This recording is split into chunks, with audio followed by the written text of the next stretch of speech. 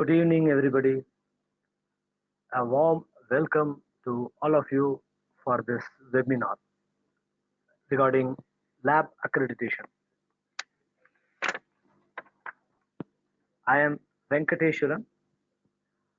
I am director working in NABL, National Accreditation Board for Testing and Calibration Laboratories, Quality Council of India.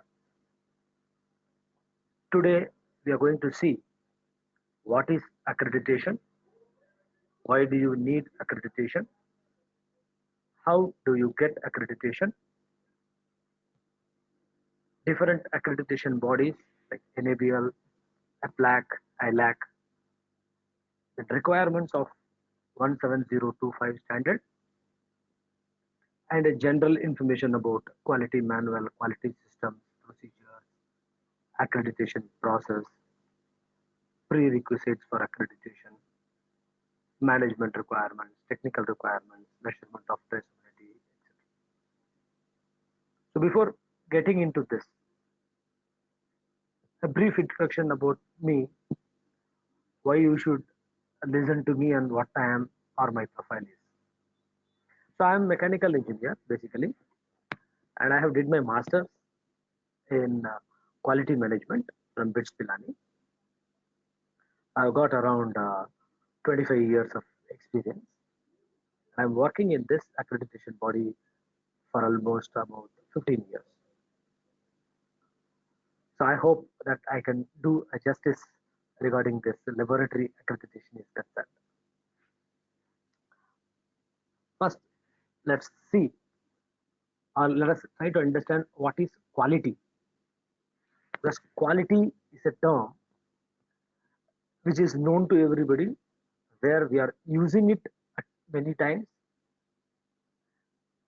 and it has got its own definitions as well as our understanding on that. If you see a common term quality, where we use, when we use, for any activity, we start using quality. For example, we go to a hotel, we eat something. If we like the taste and we are finding it comfortable, then we tell the quality is good. Otherwise, we tell the quality is bad, or we curse the quality of that hotel or that item what we are taking, or anything of that sort. Another example, we purchase a new shirt or new sandals, shoes, anything. When we are using it, when we are not liking it, or when we are not satisfied, we tell it is poor quality or the quality is not good. So everything, each and every walk of life, we tell quality, we term quality. So quality definition is different for different people, and the understanding or the perception will be varying. But ultimately, if you see, everything will get narrowed down to satisfaction. If we are satisfied with some activity, then we feel that it is good quality or quality is fine. If we are not satisfied, then we will tell it's not of good quality. This is what we tell. So regarding this quality is concerned, generally they tell customer satisfaction. That means whoever is the customer, that is the user, if they are satisfied, they tell it is of good quality. So quality in general, what we understand is about a good quality or a satisfaction. If we are satisfied, we tell it is good. Now with this basics, we enter into laboratory accreditation. What is a laboratory and what is accreditation? Laboratory is a place where we do an analysis or a measurement to give some results. So in a laboratory, there will be generally people working in the lab. There will be equipment, instruments. There will be logbooks. There will be procedures.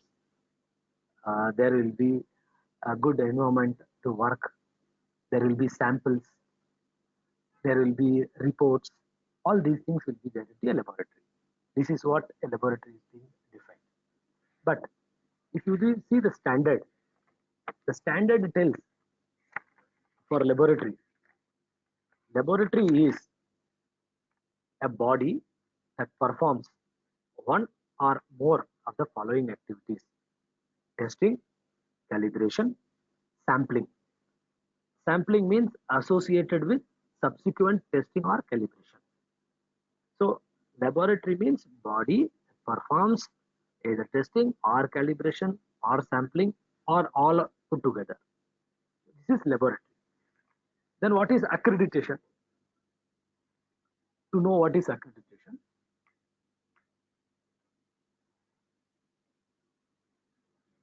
accreditation is a third party attestation related to a conformity assessment body. Third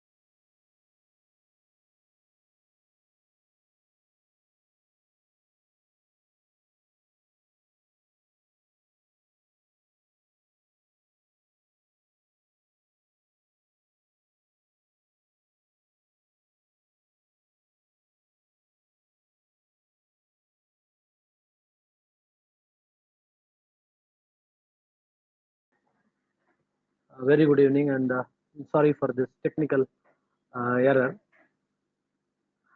Let me start and go ahead from the beginning again. Today we are going to see about laboratory accreditation. That is, what is accreditation? Why do you need accreditation? And how do you get accreditation? And then we'll be seeing about NABL, APLAC, ILAC, requirements of 17025 2017 version, which is a new one.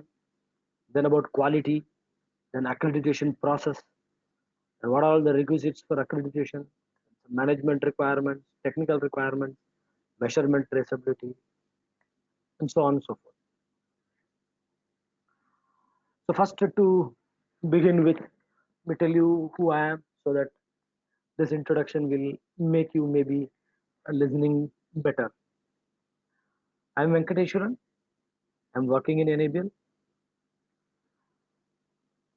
Now NABL is a Constituent Board of Quality Council of India. I'm a mechanical engineer with around 25 years of experience.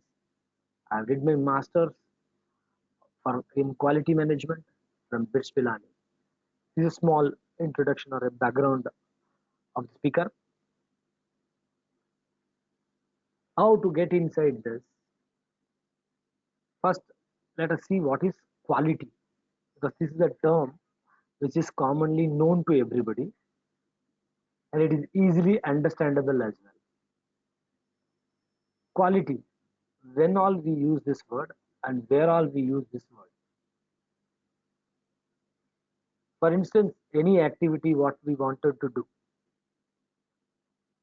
Say for example, when we wanted to eat something, we take it, when we are eating it, if we feel happy and satisfied, we tell that it is of good quality. Sometimes when we see or we didn't like, then we tell that it is bad quality. So quality starts in anything and everything. So we tell that quality is good if we are satisfied and we feel that it is better. Otherwise, we blame that the quality is not okay. Another example: suppose we purchase new shirt. Excuse me, sir. Your slides are not moving. Yeah, for me also, I am also trying, but it is not moving. I don't know what to do on that. Please check it out. So before starting, it was okay, but after that, it's not at all moving.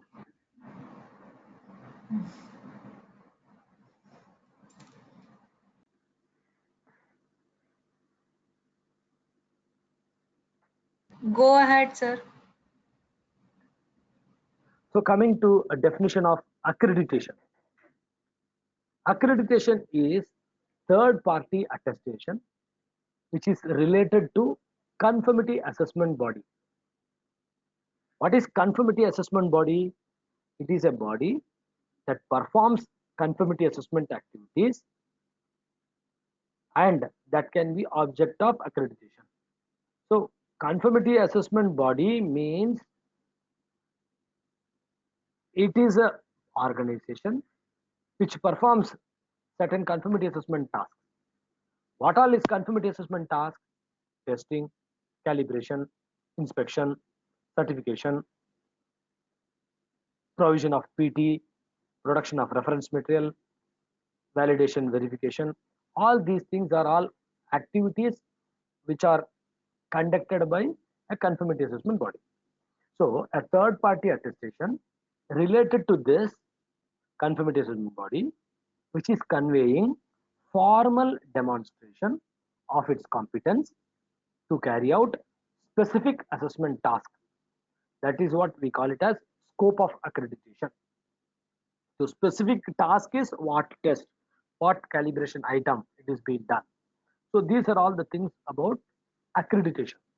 So an independent body, that is a third party, which is generally authoritative body where the authority is being derived from government.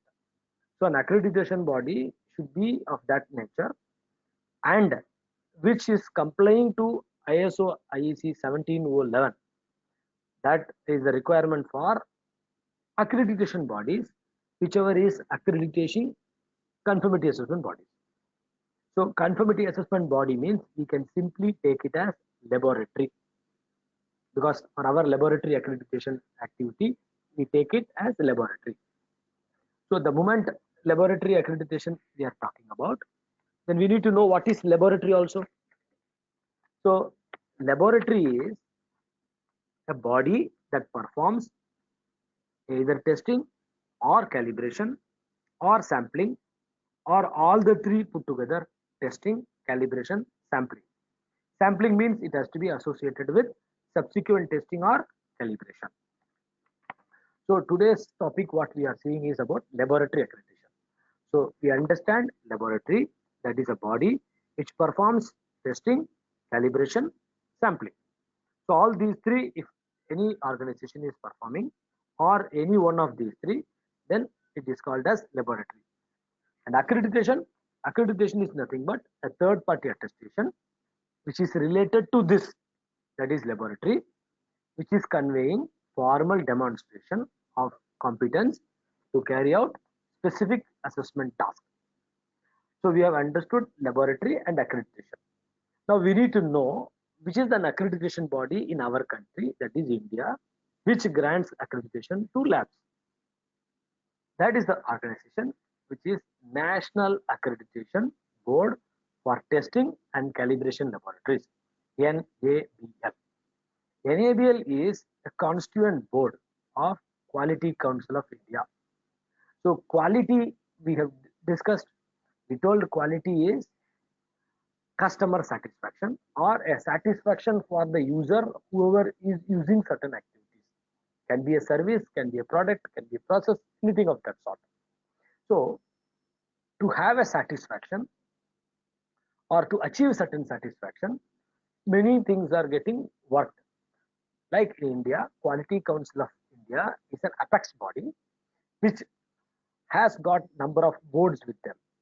One is NABL, National Accreditation Board for Testing Calibration Laboratories, which deals with testing laboratory, calibration laboratory, medical laboratories, proficiency testing providers, reference material producers, all these things.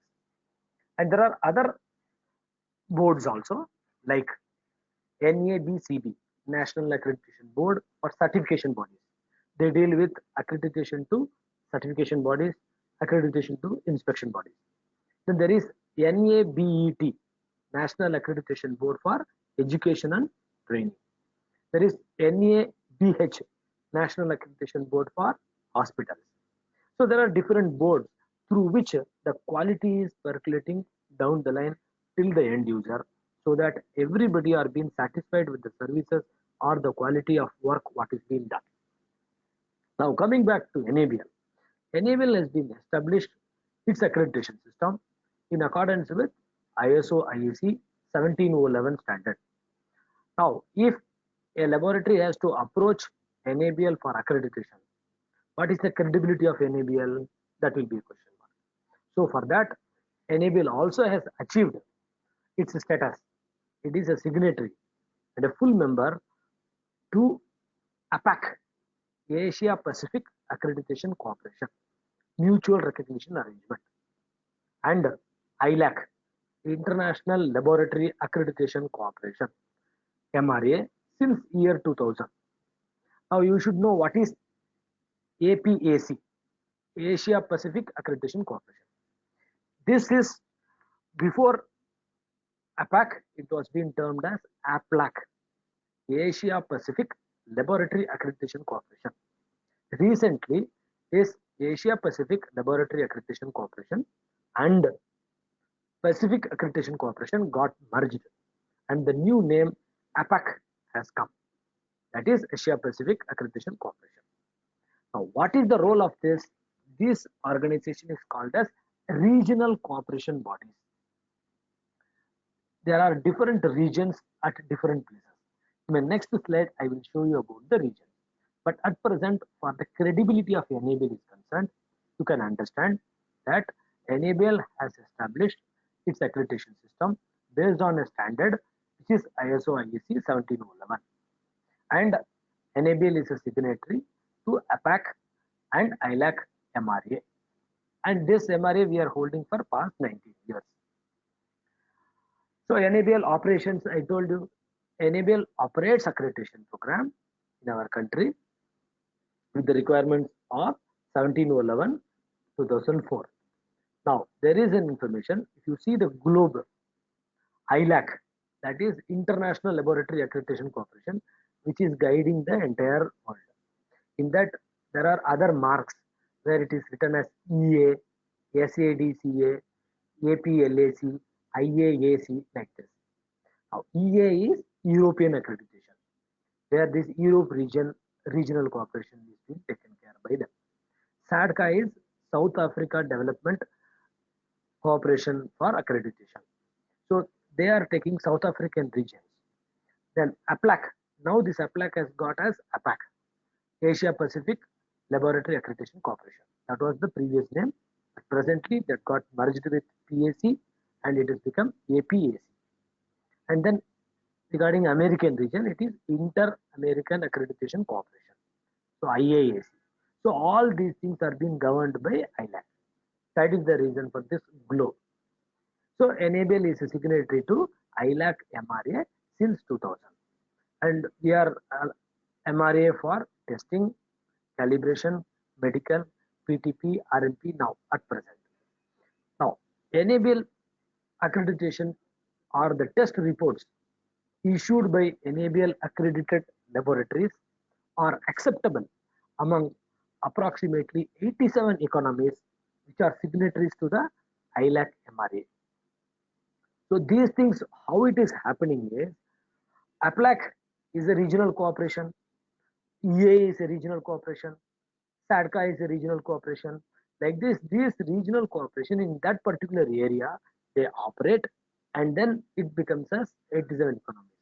So that total everybody, a test report what is being issued by NABL accredited testing laboratory in India is acceptable throughout the world. That is these things. That is what I was trying to tell about mutual recognition arrangement. So once you are signatory and when you are going to use NABL symbol in the test reports, it will be accepted globally. That is the meaning. So now what all NABL accreditation is being given? Presently what all areas we are giving? One is testing laboratories. Testing laboratories, what is the standard we are giving?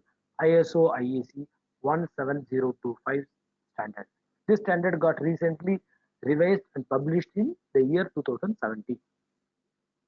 The standard title is General Requirements for Competence of Testing and Calibration Laboratories. Similar way, for calibration laboratories also, we are granting accreditation. Medical testing laboratories also, we are granting accreditation.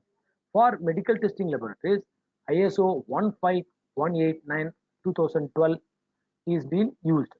The title for that is Medical Laboratories Requirements for Quality and Competence. We also grant accreditation for proficiency testing providers based on the standard ISO IEC 17043, Conformity Assessment General Requirements for Proficiency Testing. And we also grant accreditation for reference material producers based on the standard ISO 17034 2016. The standard title is General Requirements for Competence of Reference Material Producers. So these are all the areas where Enable is granting accreditation. And the full scope, if you see, scope of Enable accreditation in testing all parameters like biological, chemical, electrical, electronics, fluid flow, mechanical, non-destructive testing, optical and photometry, radiological, thermal, forensics, all areas we are covering. Same way in calibration, electrotechnical, mechanical, radiological, thermal, optical, fluid flow, every areas we are covering. Same way in medical also, pathology, microbiology, biochemistry, all these things we are covering in medical. In proficiency testing provider also, we are covering simultaneous scheme, sequential scheme, continuous scheme, one-time scheme, like that all types of schemes we are completing. Even in reference metal producer, we are covering organic materials, inorganic materials, physical materials, like that engineering properties. So almost all things we are covering in accreditation. So this accreditation, whatever we were describing, we are now clear what is accreditation. It is a third party attestation, we told. Third party means independent of the user as well as the person who is applying for accreditation. So that is the independentness we have talked. Why do we need accreditation? We told that we will require accreditation so that globally it can be accepted. Even in India, when the test report has to be accepted by somebody, there is a third party checking the competency of that laboratory, whether they are able to perform the laboratory activities correctly and able to give valid results. So that is the reason for needing this accreditation. Now coming to how do you get the accreditation? What is the accreditation process? How accreditation is being processed in our country? What is the prerequisite requirements for that? So this is a flow diagram where we will be seeing this slide for at least 5 to 7 minutes to understand what all the stages of accreditation and how this process is getting taking place in NABL. So to tell about prerequisites for accreditation. Prerequisite means before applying for accreditation, what all things needs to be done and how you will be prepared. Number one, existence of laboratory. That is, laboratory should be available and functioning. That is the first primary requirement. If laboratory itself is not available, it is still into the papers, then that is not a correct process or you cannot apply for accreditation. So first laboratory should be existence, it should be operating, at least some samples has to be tested and reports has to be issued. That is the first prerequisite. Second prerequisite is what all you are doing as a laboratory. That is a scope of accreditation. What activity you are doing, what testing you are doing, what all sample you are analyzing, all this information should be there with you. And how you are performing these things. There is a test method or a calibration measurement procedure. Anything it can be there for you as a reference how you do that. So first one is existence of the laboratory and operation of the laboratory. Second one is how you do that. That is the test method or the test what is that you are functioning. And third thing is the equipment what all is necessary for doing those tests or calibration. That is the equipment part, instrument part, the consumable part, reference material part, then accessories, everything should be available in the laboratory. Then most important part, where we tell about quality checks, where we tell about PT interlab comparison. We do the testing by ourselves, but we need to know the results whatever we have given is correct or not correct. So for that, first thing what we do, we repeat it and we find that yes, whatever we do it is right. Where we call it as retesting, doing it again to check or to ensure whatever we are doing is right. The other one method is to compare our result of laboratory with other laboratory results so that we can understand and we will have a confidence. Yes, whatever the activity we are doing and the results we are giving is matching with other laboratory also. Now, then we have to adopt a quality management system. To go inside that, you should know what is quality management system or what is a management system. A system means an activity is what you are performing again and again so that the same type of results or the same thing you are able to get it. That is a system, or where we call it as consistency. So a management system has to be defined based on the objectives or the processes or the resource what is that you require to achieve desired results. So quality management system generally interacts with the processes and resources required to provide some value and realize the results for relevant interested parties.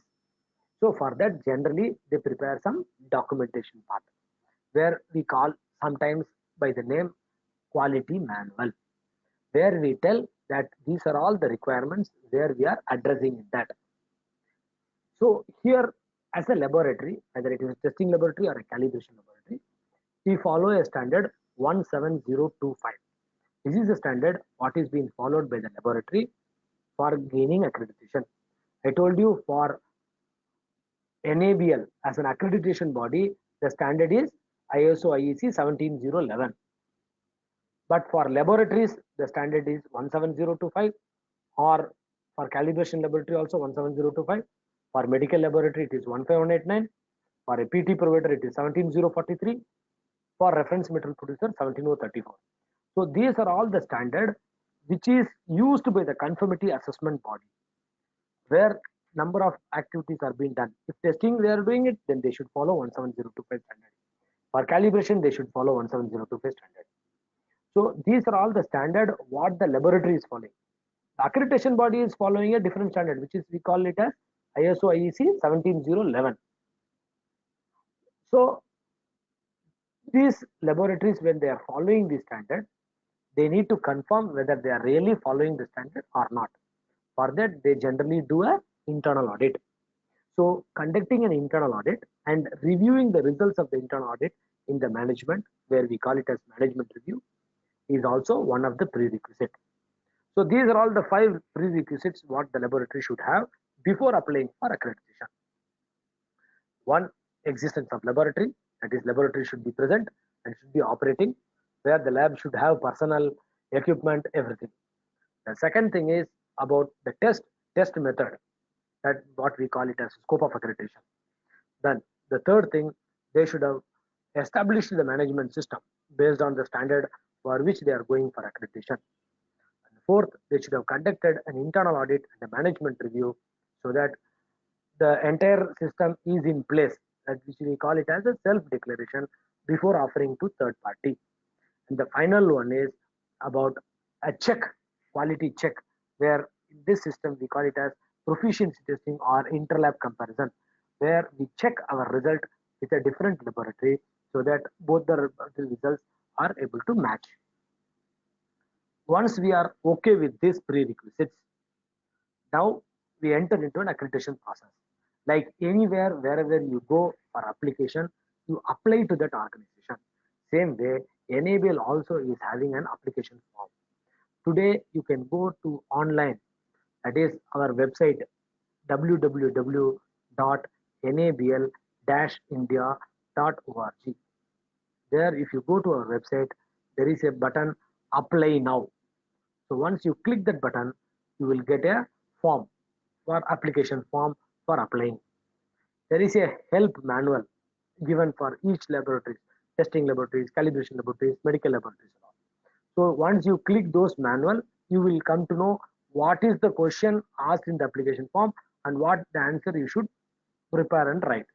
All are very simple application, like they ask name of the laboratory, address of the laboratory, name of the person who is in charge of the laboratory, what is the contact number, and whether you are catering to in the permanent laboratory or you are catering outside the laboratory also, and what test you are performing, what calibration you are performing, what is the method you are using, where we call ask for scope of accreditation.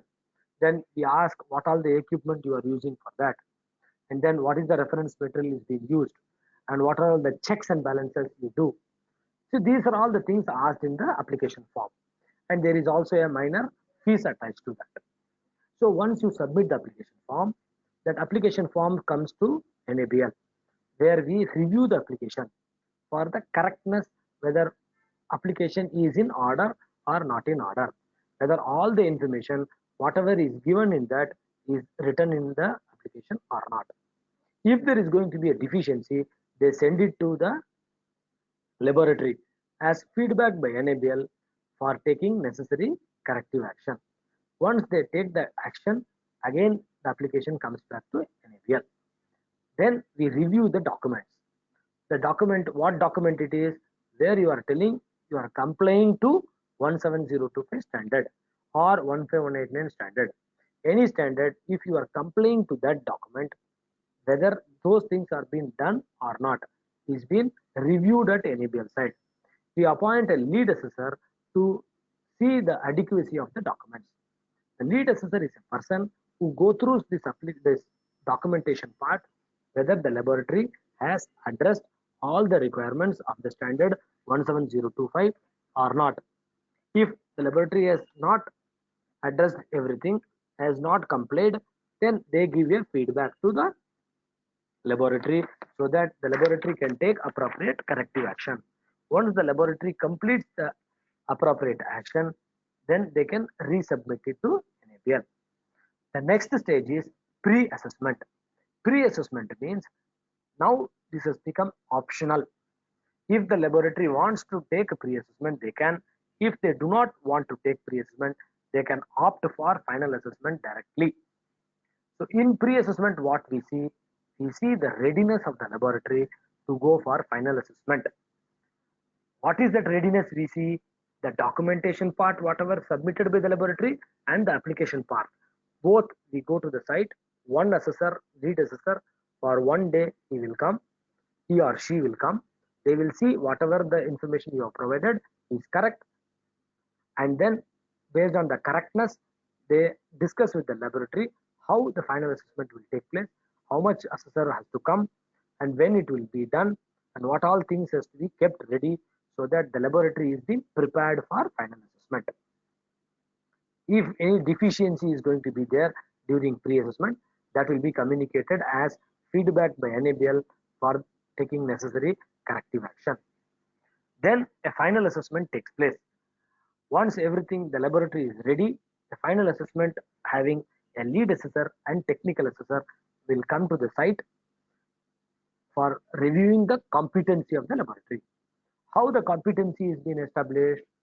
They give a sample which is already tested by the laboratory. By not showing the test results to the lab person, they give that sample for doing the test in front of them. So the laboratory practically demonstrates the full testing procedure to the assessor and get the results in front of them. So they compare the results what they get in front of them and what the results which has been reported before. So when they are going to see both the results, if it is comparable, if it is within the defined limits, then they tell that laboratory is competent for that particular test or test method or a calibration or a measurement procedure. And then they recommend to enable accreditation body. Once that assessment report they prepare and they submit to NABL reviews that assessment report in the secretariat. Wherever in each stage deficiency is going to happen, the feedback by NABL will be given to the laboratory for taking necessary corrective action. So once the assessment report is reviewed, it will be placed to the accreditation committee. What is accreditation committee? Accreditation committee is group of experts who review the assessment report where assessment is being conducted by the assessment team. So here also the technical personnel who are independent of the assessment process will review that report whether the laboratory is competent or not. Once they review that report, they will give their recommendations for granting accreditation or to deny accreditation to the chairman NABL. So chairman NABL approves that accreditation, where we call it as accreditation approval process. So once chairman approves the accreditation process, we will issue the accreditation certificate to the laboratory. So this is a simple process where it starts with an application form, and that application form is being reviewed for correctness along with the documents, and then pre-assessment, which is optional, can be done for readiness of the lab, and then a final assessment takes place on site where one lead assessor and one or more technical assessor, depends on the scope, will visit the laboratory and tell them to demonstrate those test method in a sample basis for them to witness it. So the lab should be prepared with the samples in their organization so that it can be demonstrated. If the laboratory has not tested previously, then they may have to procure some samples from the market and keep it ready so that it can be demonstrated in front of assessors. So once this final assessment competency is being established, they recommend the scope of accreditation and authorized signatory to the NABL board, and NABL will review the assessment report and it will be placed to the accreditation committee. The committee reviews the assessment report and gives their recommendation for grant or denial of accreditation to chairman NABL. So chairman NABL approves this accreditation process, and then NABL issues the accreditation certificate. This accreditation certificate or accreditation is granted for 2 years. So we call it as 2-year cycle. So every 2 years, a reassessment takes place. After completion of 1 year, that is from 10 months to 12 months, we do first surveillance visit. Generally, first surveillance visit is on site. Same way like this, an assessment team will come to the site. They will check whatever the accreditation is being granted, whether those things are being maintained by the laboratory or not, which will be less comprehensive than the final assessment. So every 2 years, a reassessment takes place. Reassessment is similar to the first assessment, how it has been conducted. So second and subsequent surveillance visit may not be necessary to do it on site. Those are all called as desktop audits, where we get the documents from the laboratory and review it in NABL Secretariat and continue that accreditation for them. So every 2 years, assessment takes place for the accreditation, what is being granted, and the laboratory continues doing that. In the period, any point of time, if the laboratory wanted to enhance their scope of work, they can always apply to NABL and enhance their scope of accreditation. Now, coming to what all the benefits of this accreditation: national and international recognition, and it will provide global equivalence. This is what I told before. When we are giving this test reports or calibration certificate, which is issued by NABL accredited laboratories, are acceptable among approximately 87 economies, which are all signatories to the ILAC MRA. Signatory means you need to demonstrate 17011 ISO IEC 17011 standard to APLAC or ILAC evaluation team. Then only this recognition or global acceptance will take place. So that is about one of the benefit. Other benefit is on public and industry acceptance. Suppose, for example, I am an user. I wanted to purchase a water. Which water I will purchase? Say a brand, good brand like Distillery or Kinsley, something a brand of that where I will go and purchase. Why will I purchase from that brand? I will have a view. Yes, this brand will give me a good quality. Now, who is ascertaining this good quality? A third party accreditation body like NABL will assess their competency, whether they are able to do a proper testing and give a proper product to the customer. But enable accreditation is only for testing activity or a laboratory activity. For product certification is separate thing. As ISI mark, that is again a separate thing. So different bodies, which is third party independent body, where they recognize those people and then they tell that yes, it is possible for you to have it. That is public and industry acceptance. The assurance of good laboratory practice. When you are following standards, when you are following the system, when you are following 17025, you automatically gain the confidence that the results what is that you are going to give is correct, valid, and technically reliable results. Provides comparability in measurements. So what you are doing in your organization is equivalent to what others do in their organization. So you will have more confidence of that. Then decision makers can rely on test results. Based on your results, further decision can be taken by them. For example, if you do a testing, say simple blood test, if we do it from an accredited medical laboratory, the doctor sees the report and then based on that result, they will be able to give you a medicine or prescribe you that these are all the things what you have to take it so that you be healthy. Mainly these accreditation things are all helpful in health, safety, environment, all these particular things, this will be helpful. And one more point, very important, which is ensuring better support in the event of legal challenge. So if it goes to the court, the court relies upon accreditation, accredited test laboratories, test reports rather than a non-accredited because a third party independently has verified their competency and they are being judged for competency of the work what is being done by them. So these are all some of the benefits of getting accreditation. If you see enable accredited laboratories, acceptance of this by government regulators. These are all some of the examples I have written so that you can understand how enable accreditation is being acceptable in our country, like Ministry of Health and Family Welfare, CGHS, Government Hospital, Central Drugs Standard Control Organization, FSSI, Ministry of Commerce, Industry, Export Inspection Council, Ministry of Electronics, Information Technology, Ministry of Power, Bureau of Energy Efficiency. Bureau of Energy Efficiency, today you are going to see star rating, labeling. In all those things, they accept a test report given by enable accredited laboratories. Then Ministry of Consumer Affairs, BIS, State Electricity Boards. So these are all the things acceptance, wide acceptance. I've just given as an example. So enable accreditation has got wide acceptance among the regulators. Now we have seen for the first half about what is accreditation, why we want accreditation, how you will get the accreditation, what is the accreditation process, what is enable, what is APAC, what is ILAC. Now we will move on to management requirements, technical requirements, measurement traceability, requirements of 17025 standard. Another 15 minutes it will take for us to at least go through this as an overview of the standard.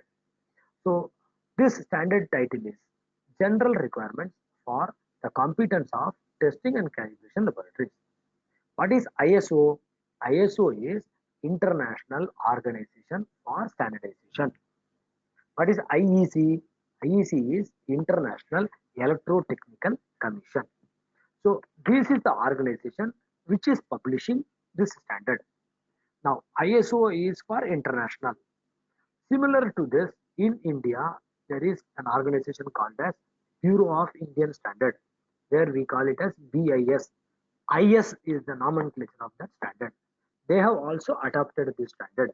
So this also can be termed as IS stroke ISO stroke IEC 17025. Now this 2017, that is a year when it has been published.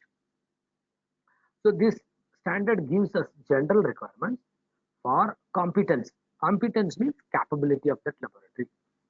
So now if you see what is the purpose of this standard, the objective of promoting confidence in the operation of laboratories. That is the main purpose. This document contains requirements for laboratories to enable them to demonstrate they operate competently and are able to generate valid results. That is the main purpose of this standard.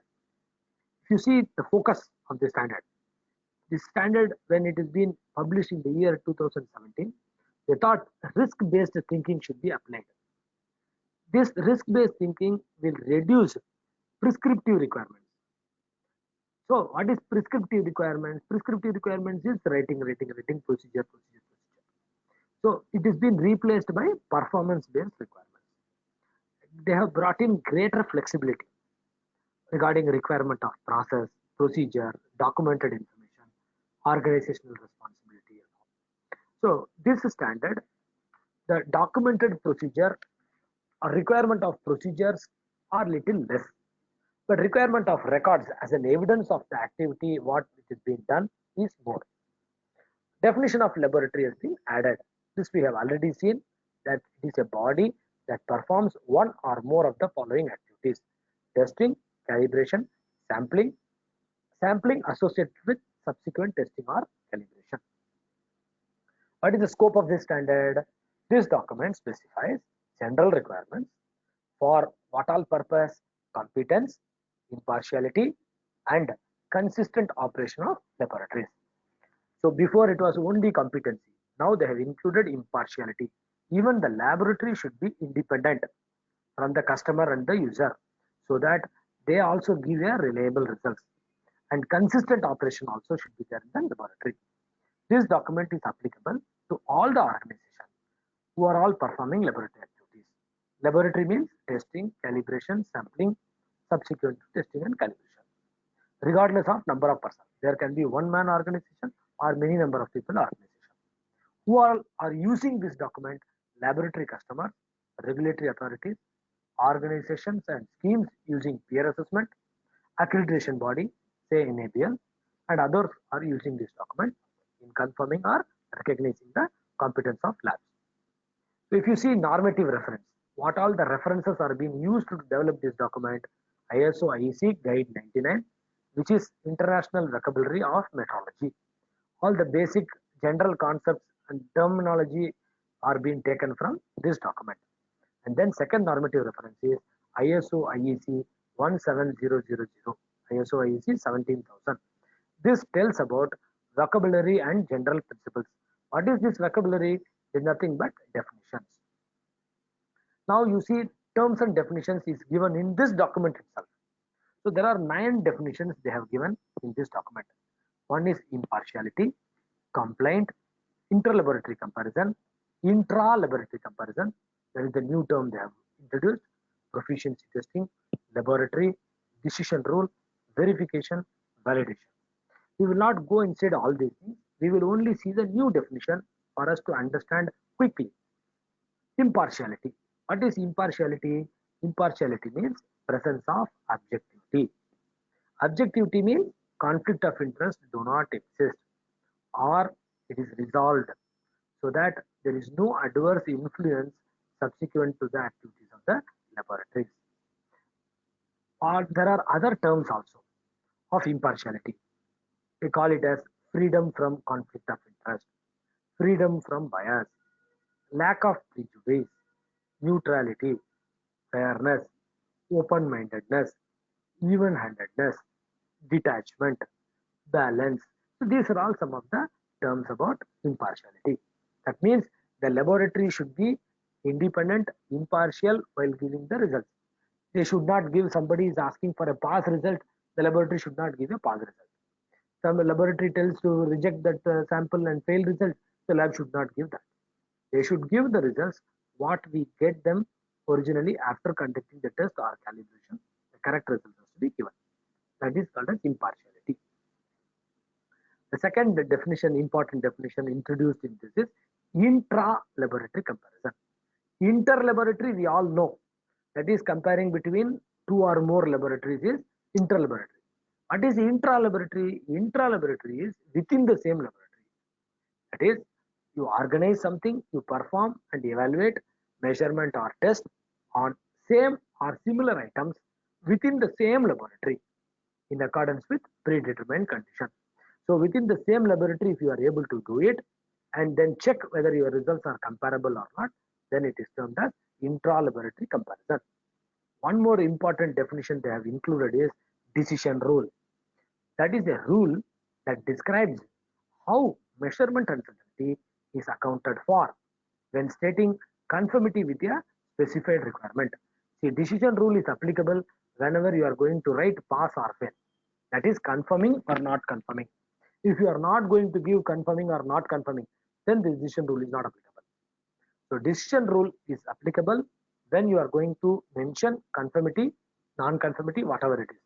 But whenever you are going to mention conformity or non-conformity, it should be along with the specified requirement. There should be a requirement, there should be a result, then you should tell pass or fail. So decision rule is the rule that describes how measurement uncertainty is accounted for. So you should include measurement uncertainty in the results. So you should give your result plus minus delta, that is measurement uncertainty. So whenever you are going to mention conformity with the specified requirement. Now coming to the requirements. So what all the requirements of the standard it is there and how they have made. So before we generally tell it as management requirement, technical requirement. Now they have changed the terminology. There are 5 classes about requirements.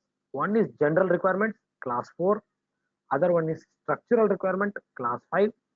Other one is resource requirement, class 6.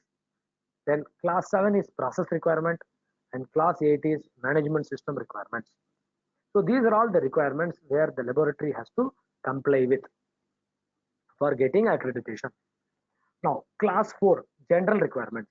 What they are telling in general requirements, they are telling about impartiality and confidentiality. So the class 4.1 talks about impartiality. There are 5 sub-requirements in that. First sub-requirement tells about the lab to undertake impartially, and they have to have a structure and manage so that they are safeguarding the impartiality. There should be a commitment to impartiality. There should be somebody should be responsible for the impartiality of the laboratory activities. The lab shall not allow commercial, financial, other pressures so that you are compromising on impartiality. Even lab can identify a risk to impartiality on ongoing basis. If risk is identified, then how you are going to eliminate or minimize that risk needs to be taken care of. So these are all the requirements in impartiality. Then confidentiality. What is confidentiality? Confidentiality is secrecy, keeping it secret. So in confidentiality, there are 4 sub-requirements. The first requirement tells that whatever the information you are obtaining for the laboratory activity, everything should be kept confidential. But some information where you are going to make it publicly available, or when the lab and the customer are agreeing that this information can be kept public, those things may not be kept secret. Rest everything should be kept confidential because all things are being termed as proprietary information. Then they tell if it is required by the law or authorized by the contractual agreement to release the confidential information, they can inform the persons who has provided that information as per law. For example, RTI Act. If we wanted to reveal, we should tell to the person that we are going to reveal this to the, and based on the law, it will be revealed. So informing the person, and then it can be confidential information can be released. And then if somebody else is giving you the information, that is information from a source other than customer, you get a complaint against the customer, or the regulator provides you some information about your customer. In those situations, you should not share that information along with the customer. And those things needs to be independent, kept independent. Or the source is telling you, the regulator is telling you, you can tell that we have complaint against your customer, then you can share. Otherwise, you should not share. Now, confidentiality means who has to keep things confidential? Every personnel. It can be committee members, it can be contractor, it can be external persons or consultants who are there in the laboratory. All people should keep all the information confidential except as required by the law. So general requirement is about 2 things. One is on impartiality and confidentiality. Then structural requirements. There are 7 sub requirements in the structural requirement. The first one tells that there should be legal entity. The lab shall be legal entity. What, what is legal entity? That is legally responsible for the activity. Legal entity can be proprietorship, partnership, company act, trust, society, government organization, anything it can be there. Those are all called as legal entity. If a proprietor, then you will have to submit the passbook, bank passbook, or your PAN card, or tax form, anything under the name of the laboratory, you can submit it. So that becomes an evidence for proprietorship. For partnership, the partnership deed, where you are registering based on 1942 Act, that needs to be submitted. For a company act, you can submit Companies Act 1956 certificate of registration. That is sufficient. For government organization, they can self declare that they are government organization, or if they have notification from the government or orders from the government, that they can submit as an evidence. Then for trust, society, all that registration certificates can be submitted as an evidence. Other than these five, we are not accepting anything as a legal entity. And class 5.2 tells that you need to identify a person, management, management for overall responsibility of the laboratory. It can be one person or many persons, but you need to identify the management who is having overall responsibility. Then the third requirement tells about define and document range of the laboratory. That means your scope. What is that you can perform? Only accreditation you should claim for those things, not based on externally provided lab activity. Suppose you are subcontracting, those things should not be claimed that you are complying to those things. Then 5.4 talks about meeting the requirements of 17025, the laboratory customer, regulatory authority, accreditation body, everything. So requirements are applicable for permanent, temporary, site facility, mobile facility, everything. So 5.5 talks about organization structure. The lab should have a proper organization and management structure. Responsibility, authority, interrelationship should be defined properly. And then they tell document to the extent necessary for ensuring consistent application of lab activities and validity of results. So this is been given to the laboratory that they can decide what all they will document, though procedures, what they wanted. Standard is not giving any information on that. But at different places, they ask you certain documented procedure. Those things are mandatory. Otherwise, here it is giving an option for the laboratory. They can decide where they can have the documented procedure and where they need not to have. But important is they need to ensure consistent application and the validity of the results.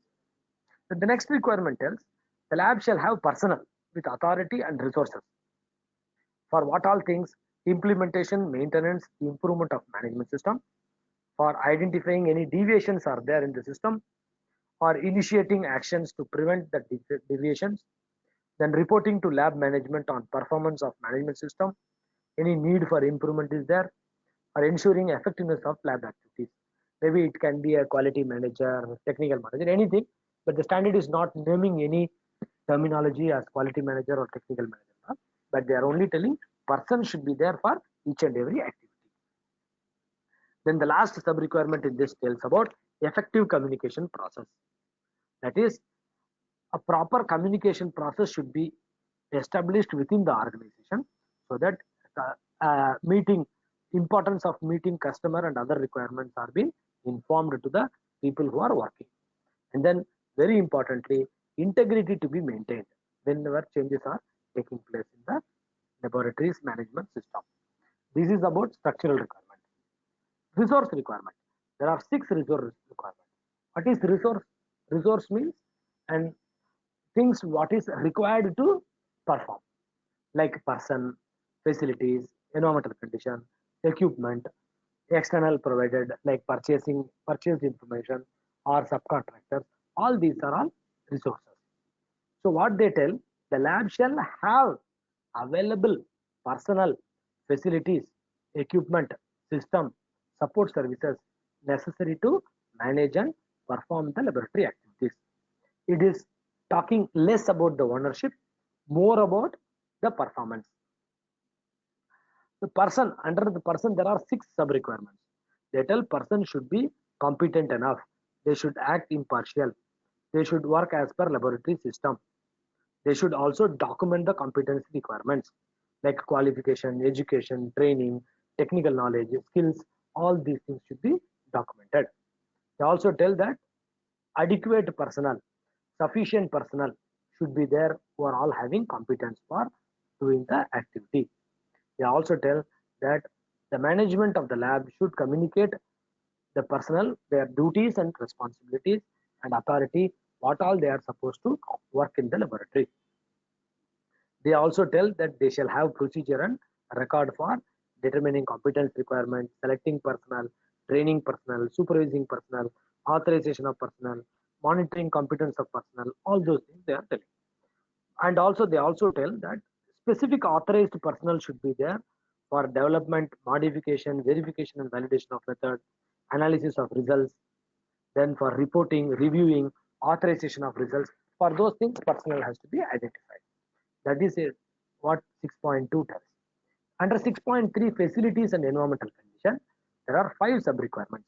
They tell the lab shall have facilities and environmental condition suitable to work and provide the correct results. And they tell that the necessary environmental condition for conducting the test or calibration shall be documented. They also tell the lab shall monitor, control, record environmental conditions whichever is necessary, and measures also to be taken for controlling the facilities so that proper implementation, monitoring and periodic review is taken care so that there is no cross contamination taking place, effective separation is there, accessibility to the laboratory is there.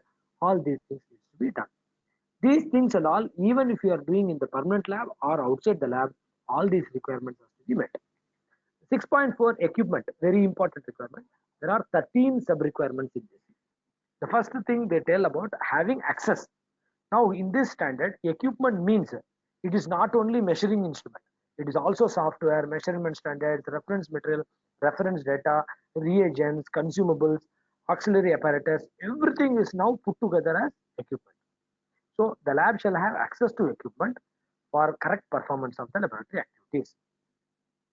Even if they are going to use it outside the lab premises, they should ensure that these requirements are being met. And then procedure should be there for handling, transport, storage and all. And then the equipment has to be verified before using, calibrated, and capability of achieving the measurement accuracy or uncertainty should be ensured. And then they should also have a calibration program, and periodically equipment has to be calibrated. If it is going to be out of order, those things has to be identified properly and kept separately. It should not be used also.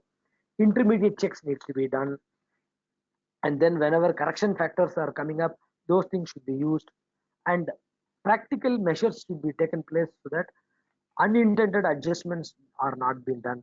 And then a proper record, history of equipment like identity of equipment, manufacturer name, evidence of verification, where it is located, calibration dates, and then documentation of these reference materials, repair, maintenance, AMC, what are the damages are all happened. All these things needs to be kept in the equipment.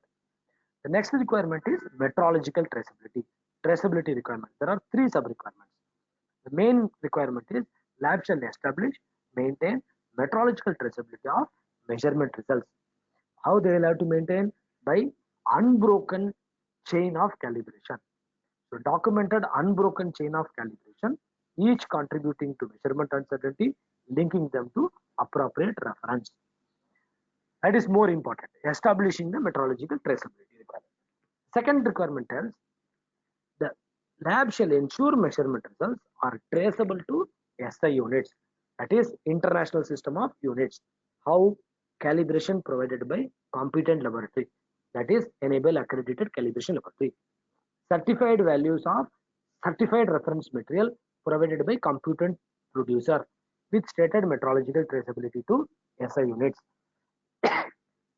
that is enable accredited RMP, that is 17034 accredited organization, that also can be used.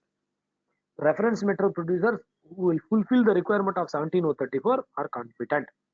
Then direct realization of SI units ensured by comparison directly or indirectly with national or international standards like NMI of the country, National Metrology Institute. In our country, NPL is the custodian of that standards. Suppose metrological traceability to SI is not technically possible, then demonstration has to be done for an appropriate reference, like certified values of CRM by competent producer, RM. Other one is results of reference measurement procedures, specified methods, or consensus standards.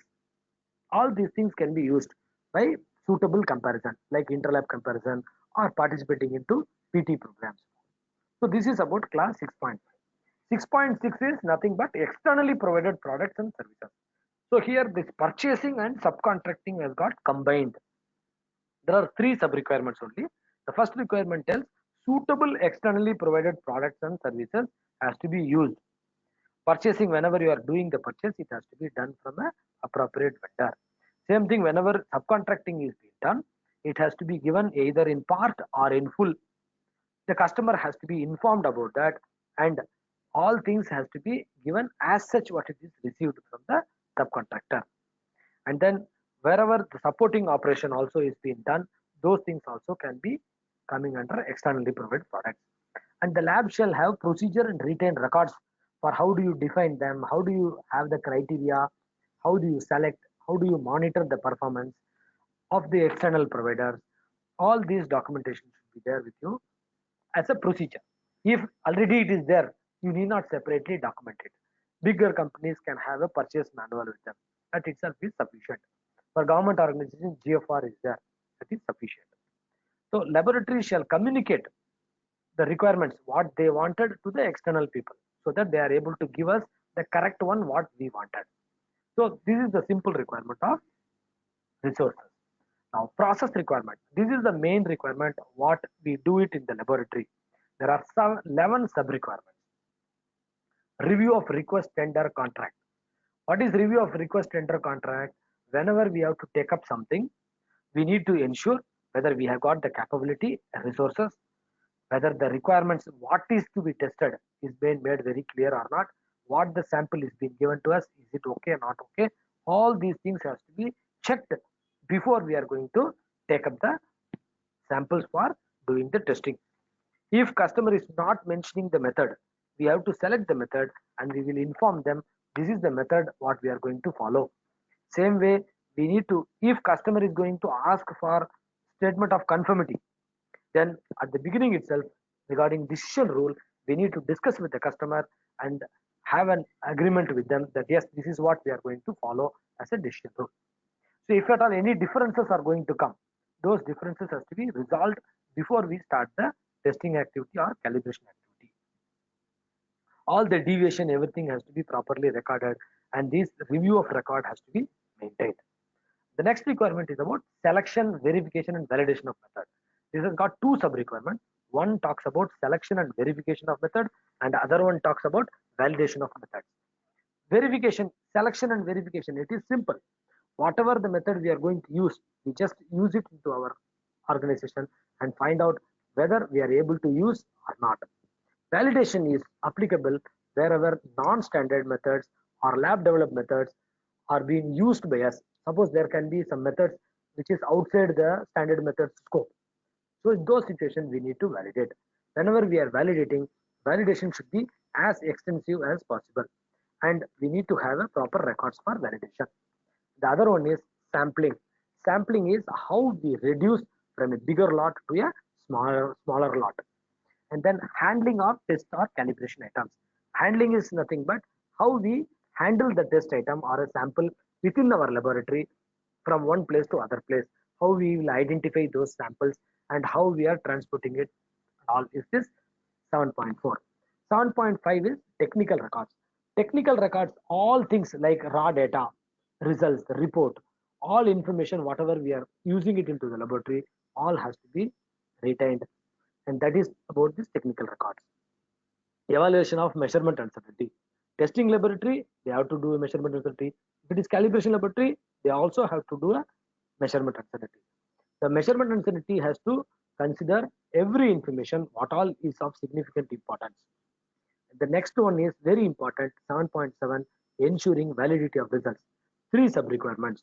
They tell that a procedure for monitoring the validity of result has to be maintained, and what all is being covered. Use of reference material or QC material, that is one type. Then use of alternative instrumentation, functional check, then intermediate checks, then repeat testing, replicate testing, correlation of results, even review of reported item, intra-laboratory comparison, blind sample testing, all are covered under 7.7.1. 7.7.2 exclusive tells that monitoring the performance with result of other laboratory, where we tell inter-laboratory comparison or participating in PT program. Participation is okay if the data whatever we are going to come, if it is not okay, then we need to take a appropriate corrective action for that and then continue working on.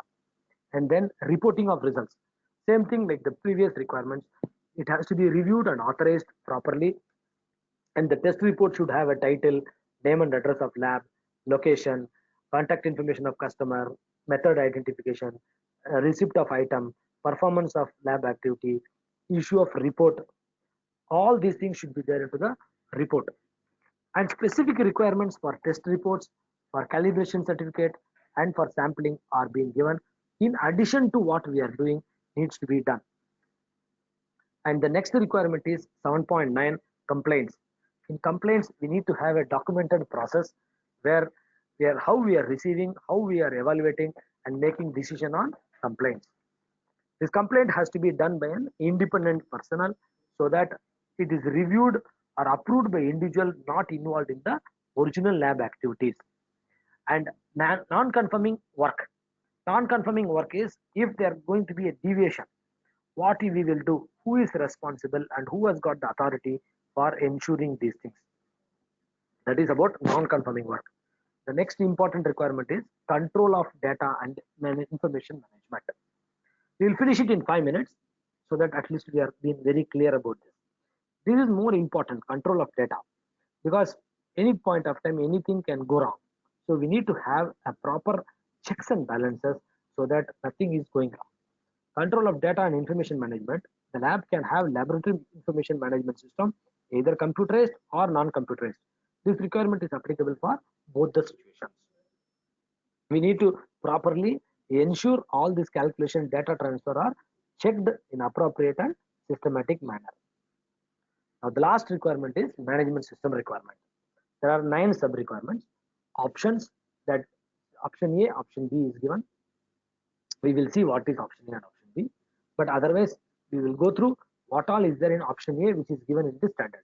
Management system documentation, control of management system documents, control of records, action to address risk and opportunity, improvement, corrective actions, internal audits, management review. These are all option A. Now options. Option A means all these things what is given in this standard. Option B is lab establishing as per ISO 9001, which is fulfilling the requirements as specified under 8.2 to 8.9. So option A means following these things. Option B is going for ISO 9001. That's as simple as this. So to conclude, where all the procedure is required, what all documented procedure is required, and what all records is there. That's what we are going to see and conclude it. So procedure is required only for these places. Personnel for competency, equipment for handling, transport, storage, use and plant maintenance, intermediate checks, externally provided product services, that is on purchases, review of request tender contract, handling of test or the sample, calibration items, then ensuring validity of results and non-conforming work. Now you come to document. Document, if you see only this much document is there, is required. Scope of the laboratory, that needs to be defined and documented. Then document the procedure whatever the lab wanted to the extent what is there they require for consistent application. Documenting the competency requirement. Then facilities environmental condition need to be documented. Then documentation of reference material, results, acceptance criteria. If deviation is going to happen, that needs to be documented. Statement of conformity is going to give, then decision rule has to be documented.